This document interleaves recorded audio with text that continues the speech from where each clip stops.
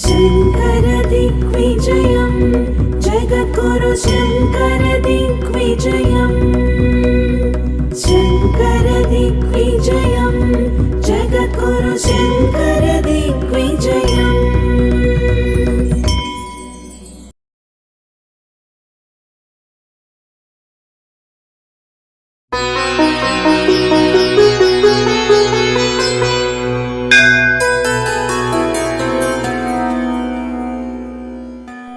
ఏ మహాపురుషుని పేరును స్మరిస్తేనే సమస్త పాపములు క్షయమై సమస్త సన్మంగళములు చేకూరుతాయో ఆ మహానుభావుడైన జగద్గురు ఆదిశంకరుల దివ్య చరితమే శంకర విజయము 24వ భాగము. తన గురువైన ఆదిశంకరులను కాపాలికుడు సంహరించదలుచుకున్న విషయమును పద్మపాదుడు తన యోగశక్తితో గ్రహించి శ్రీ నారసింహ మంత్రమును పఠించడము, మహోగ్ర రూపముతో శ్రీ నరసింహుడు పద్మపాదుని శరీరముపై ఆవహించి తన నఖములతో కాపాలికుని వక్షస్థలమును చీల్చివేయడము, అంతవరకు సమాధి స్థితిలో ఉన్న ఆదిశంకరుడు కనులు తెరిచి తనకు దర్శనమిచ్చిన శ్రీ నృసింహస్వామిని అనేక విధములుగా కీర్తించి ఆయనను శాంతించమని ప్రార్థించడము, అందుకు శాంతించిన శ్రీ నరసింహుడు పద్మపాదుని శరీరము నుండి వైదొలగడము మనము గత భాగములో తెలుసుకుని ఉన్నాము. తరువాత జరిగిన వివరములను ఇప్పుడు తెలుసుకుందాము. ఈ సంఘటన జరిగిన తరువాత శంకరులు తమ శిష్యగణముతో సహా గోకర్ణ క్షేత్రమునకు చేరుకుని అక్కడ పరమేశ్వరుని సర్వమంగళాదేవిని దర్శించుకుని అనేక విధములుగా స్తుతించారు. పార్వతీ పరమేశ్వరులకు గల అభేదత్వమైన అర్ధనారీశ్వర తత్వమును తమ శిష్యులకు బోధించారు. అక్కడ నుండి బయలుదేరి ఆయన శిష్యులతో సహా హరిహర క్షేత్రమునకు వెళ్ళి శివకేశవులిద్దరినీ సేవించుకున్నారు. అనంతరము ఆయన అక్కడ నుండి బయలుదేరి శ్రీ మూకాంబిక కొలువై ఉన్న క్షేత్రమునకు చేరుకున్నారు. ఆ క్షేత్రములో ఒక బ్రాహ్మణ దంపతుల ఏకైక కుమారుడు మరణించి వారు శోకగ్రస్తులై ఉన్నారు. ఆ బాలుని దయచూడమని శంకరులు చేసిన ప్రార్థనకు ఆ బాలుడు నిద్రలో నుండి లేచిన వాని వలె మేలుకున్నాడు. ఈ మహాద్భుతమును గాంచిన ఆ బాలుడి తల్లిదండ్రులు గ్రామస్తులు అమితానందమునకు లోను అయ్యారు.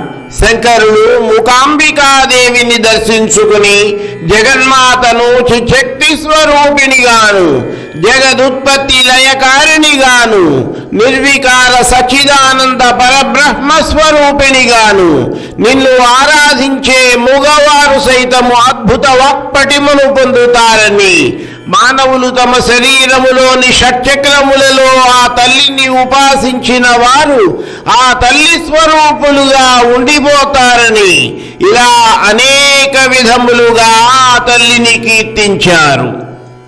ఆ క్షేత్రములో కొద్ది రోజులు వసించిన శంకరులు అక్కడ నుండి బలి అనే పరమ పవిత్రమైన సదాచారములతో కూడిన సద్బ్రాహ్మణులు నివసించే అగ్రహారమునకు వెళ్ళి అక్కడ కొన్ని రోజులు ఉన్నారు. ఆ గ్రామములో శ్రీ కుమారుల భట్టు శిష్యుడైన ప్రభాకరుడు అనే వేద పండితుడు ఉన్నాడు. అతనికి ఒక కుమారుడు ఉన్నాడు. అతడు ఎల్లప్పుడూ ఏ చేష్టలు లేక వేదాధ్యయనము యజ్ఞయాగాదులను ఆచరించక ఎవరు పిలిచినా పలుకక ఎప్పుడూ ఫలధ్యానంగా ఉండేవాడు. అటువంటి కొడుకును కన్న ప్రభాకరుడు అతని స్థితికి ఎల్లప్పుడూ దుఃఖిస్తూ ఉండేవాడు.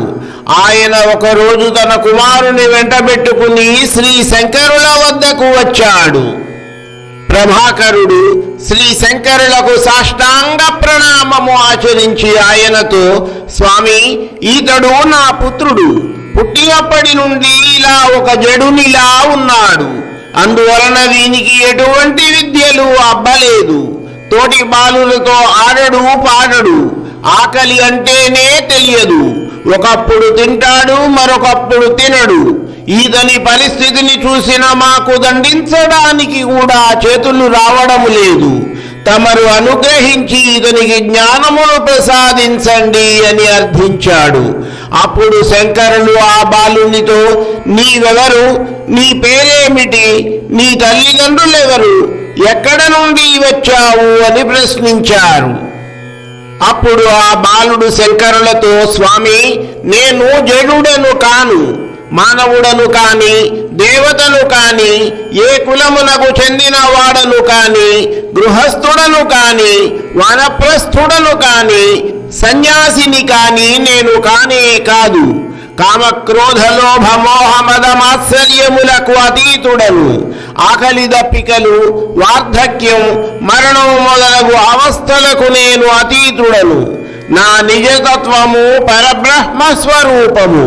సద్గురువులైన తమబోటి వారి సందర్శన భాగ్యము చేత నాకు ఈ తత్వము బోధపడినది అని పలికి శ్రీ శంకరులపై 12 శ్లోకములను ఆసువుగా పలికాడు.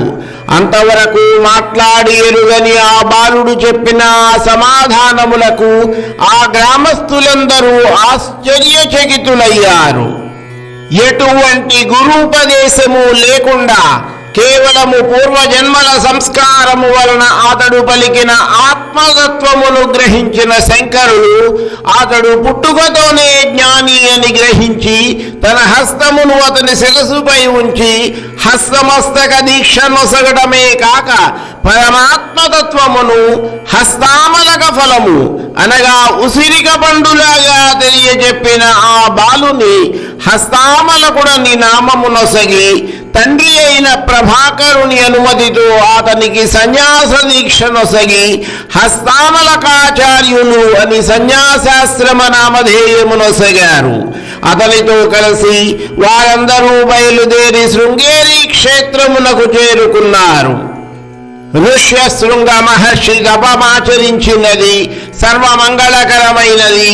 తన పవిత్రమైన జలములతో తుంగభద్రా నది పావనము చేస్తున్నది అయిన పరమ పవిత్ర క్షేత్రమైన శృంగేరికి చేరుకున్న శంకరులు ఆ క్షేత్రములో బ్రహ్మసూత్రముల యొక్క, ఉపనిషత్తుల యొక్క, ఇతర వేదాంత గ్రంథముల యొక్క భాష్యములను వ్యాఖ్యానము చేస్తూ శిష్యులకు బోధించసాగారు. ఆ పవిత్ర క్షేత్రములో ఆయన ఒక ప్రాసాదమును నిర్మింపజేసి దానిని ఒక విద్యాపీఠముగా స్థాపించదలచి అక్కడ శ్రీ శారదామాతను ప్రతిష్ఠించి ఆ పీఠమునకు తన శిష్యుడైన శ్రీ సురేశ్వరాచార్యులను అధ్యక్షులుగా నియమించారు. ఇక శ్రీ శంకరుల మనసును తెలుసుకుని నడుచుకునే గిరి అనే బ్రహ్మచారి ఉండేవాడు. అతనిపై శ్రీ శంకరులు తన అపారమైన కృపను ప్రసరించి అతనిని 14 విద్యలందు ప్రవీణుని గావించి అతనిని పరమ పండితుని చేసి అతనికి తోటకాచార్య అని నామకరణము చేశారు. ఈ విధముగా శ్రీ శంకరులు తన 4 శిష్యులైన శ్రీ పద్మపాదాచార్య, శ్రీ సురేశ్వరాచార్య, శ్రీ హస్తామలకాచార్య, శ్రీ తోటకాచార్యులతో కలిసి చతుర్భుజుడై ప్రకాశించే శ్రీ మహావిష్ణువులాగా ప్రకాశిస్తూ వేదాంత బ్రహ్మ విద్యను 4 దిశలా వ్యాప్తి చేస్తున్నారు. శంకర దిగ్విజయం జగద్గురు శంకర దిగ్విజయం, శంకర దిగ్విజయం జగద్గురు శంకర దిగ్విజయం. మిగిలినది తరువాయి భాగములో.